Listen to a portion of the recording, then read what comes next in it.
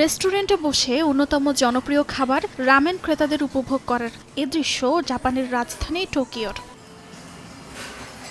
বিশ্লেষকদের মতে জাপানে গিউডন, উডন এবং সুশির পর রামেনের চাহিদা সবচেয়ে বেশি। স্থানীয় সময় সোমবার জাপানের বিখ্যাত ফাস্টফুড ব্র্যান্ড ইয়োশিনোয়ার নতুন প্রধান নির্বাহী তেতসুয়া নারুসে ঘোষণা দেন রামেন নিয়ে এগোতে চায় প্রতিষ্ঠানটি, কারণ এই খাবারের রয়েছে বিশেষ সম্ভাবনা।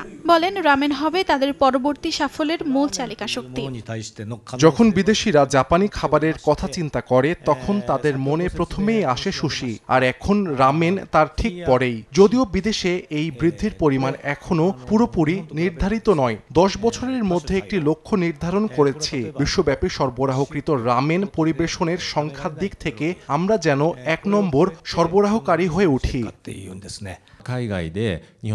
আমি বিদেশি বাজারে রামেনের বিপুল সম্ভাবনা দেখতে পাচ্ছি। আগেই বলেছি, বিদেশি বাজারগুলো জাপানের তুলনায় অনেক বেশি বৈচিত্র্যময়। উদাহরণস্বরূপ, ধর্মীয় কারণে কিছু কিছু প্রোটিন আছে যা মানুষ খেতে পারে না। প্রশ্ন হলো, আমরা কিভাবে এই ধরনের সমস্যা অতিক্রম করে সেই বাজারগুলিতে প্রতিযোগিতা করতে পারবো। 2029 সালের মধ্যে শুধু রামেন থেকেই প্রায় 4000 কোটি ইয়েন অর্থাৎ 27 কোটি 60 লাখ ডলার আয় করার লক্ষ্য ঠিক করেছে ইয়োশিনোয়া কোম্পানি, যা তাদের মোট বিক্রির 13%। অর্চিতা সোহেজিন, সময় সংবাদ।